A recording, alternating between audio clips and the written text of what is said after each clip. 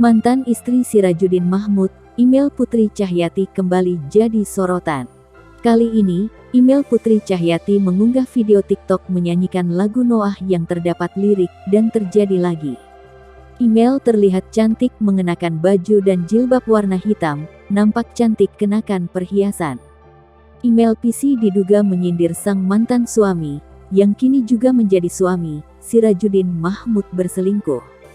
Email Putri terlihat mengunggah konten yang diduga bak menyindir sang mantan dengan menggunakan lagu "Dan Terjadi Lagi", Selasa tanggal 18 Juli tahun 2022.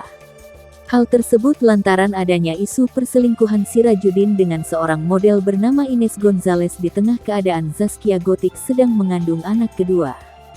Email Putri sendiri diduga membuat konten dengan lagu tersebut diduga menyindir kelakuan Sirajuddin Mahmud yang mengisyaratkan jika suami Zaskia Gotik itu juga pernah menyelingkuhi dirinya saat masih berumah tangga.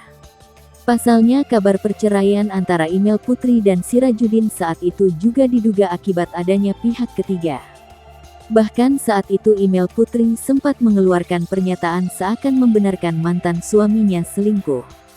Hingga kini kembali menjadi sorotan lantaran mengisyaratkan Sirajuddin Mahmud mengulang perselingkuhannya di tengah rumah tangganya dengan Zaskia Gotik.